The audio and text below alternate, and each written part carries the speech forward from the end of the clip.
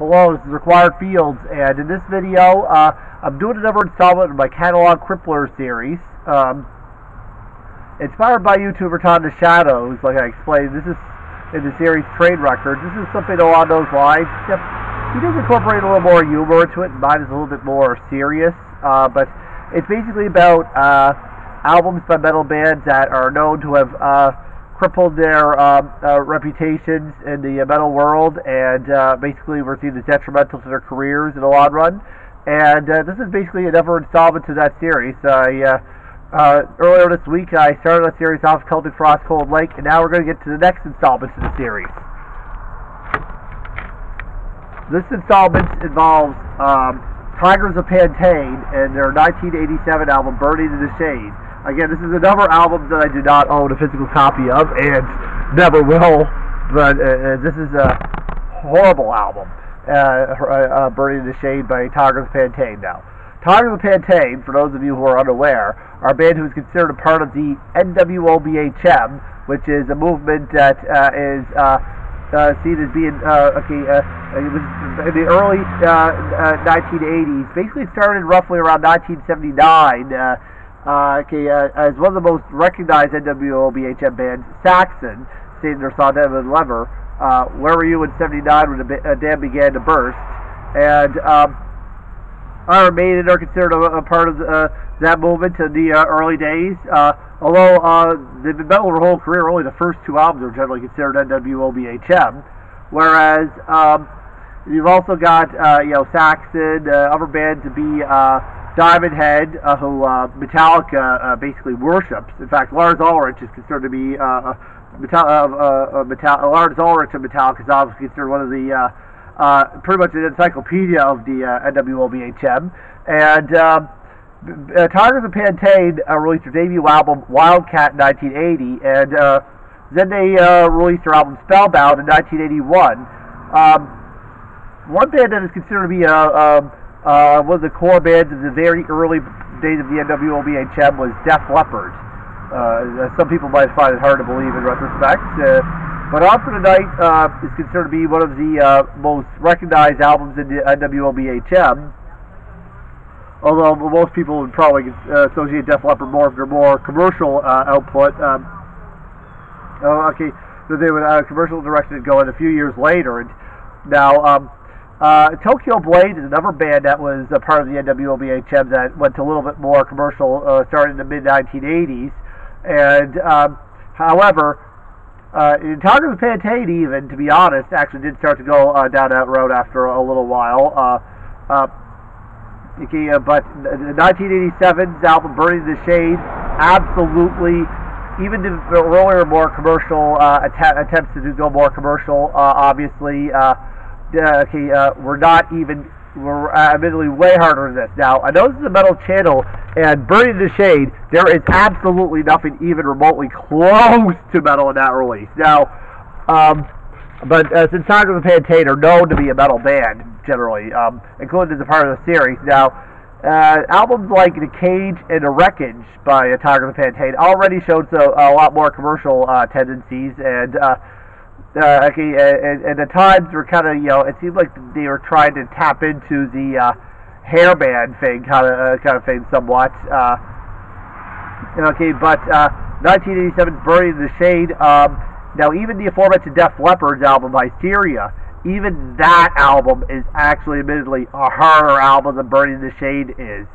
Burning in the Shade actually, to be honest, the guitars are not even all that noticeable on the album. It's more drowned in keyboards and synths than it is keyboards. Now, a lot of the bands that went in more commercial directions that started off heavier, at least they didn't really do keyboards that prominently, and they used it more subtly in a lot of instances. But Tygers of Pan Tang, the guitars on at least the guitars on albums like The Wreckage were at least there, but on Burning in the Shade they're almost non-existent in comparison to even their more commercial sounding attempts. Now, the track Hit It, which would be the second track of the album, is probably the closest maybe we get to a proper song that could even be comparable to something on their first couple of more commercial sounding efforts, not the first couple of albums in general, which would be Wildcat and Spellbound, but with Wildcat and Spellbound. Sorry if I pluralized the album title there, but even their earlier, more commercial albums were way harder in sound than that song is, anyway, the proper term for the album is AOR, and not even like the harder stuff that's AOR. I'd even go as far as to say that even a band like, say, Foreigner would be a heavier band than Tygers of Pan Tang were on this album.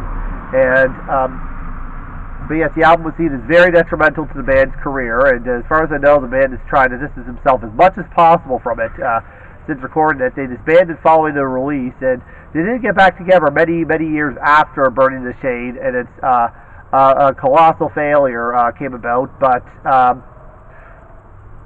but yes, when I mentioned the more commercial sounding ones, a lot of the bands, like I mentioned, like Tokyo Blade went more commercial, and even the aforementioned Saxon went pretty commercial for a time, but they didn't really go anywhere with it, to be honest. So they ended up in the 1990s going back towards a bit of something that's more representative of what they were known for, and in the late 90s even released their heaviest material ever. But obviously Tygers of Pan Tang, the attempt to go for more corporate AOR type sound was not something that really worked out. And even for people who actually are into AOR type stuff, even if you expect it to be like on the harder side, not even that, because even stuff like Aldo Novo, Loverboy, I guess that would be the type of stuff that would be AOR, for a reference in terms of sound. Even that stuff would be harder than what's found in Burning the Shade. Yes, NWOBHM kind of died out around the mid-1980s because I guess the more hair band type stuff and taking over the more commercial side of things, and on the more intense, aggressive side of things, you obviously had thrash metal, which was starting to steal the NWOBHM's thunder, and Tygers of Pan Tang were obviously trying to go for a more corporate route by the mid-1980s. Of course, even their last early 80s album, The Cage, already was showing that kind of sound, but it really, even if you heard those albums, you didn't hear anything. You hadn't heard nothing yet, basically. When they released their softest album ever, Burning the Shade, which the band distances themselves from, and they broke up after that, and they've since released some newer albums which are in a much harder style, and generally basically seem to pretend that Burning the Shade never existed. Now, part of the direction for Burning the Shade and its different approach compared to earlier albums might be, even the more commercial ones, might be because of some session musicians they had. One of the session musicians even was said to have written a lot of stuff on the output, and it was more like it was his album, basically, because he had more say in the songwriting than some of the actual members of Tygers of Pan Tang did. But basically, I'd say that if you see a copy of this album, just avoid it, and instead, if you want to listen to Tygers of Pan Tang, go check out their 1981 album, Spellbound. Now, that is a good album. Two of my favorite bands, actually, Creator and Heathen, have covered material from it. Creator covered the song Gainland, and Heathen, the band we're under right now, actually covered their song Hellbound on the as a bonus track in their album Victims of Deception, and it was a Japanese bonus track, and I believe the 2000 era reissue included it as a bonus track on it. And speaking of Heathen, check out their new album, Empire of the Blind. It's a fantastic listen. Anyway, so that's my discussion on career-killing, basically at the time, the album that caused the demise of Tygers of Pan Tang. He usually did reform eventually a number of years later. But yes, that album is abhorrent and it deserves to be forgotten. And anyway, thank you very much for watching. This is Required Field signing off, and goodbye.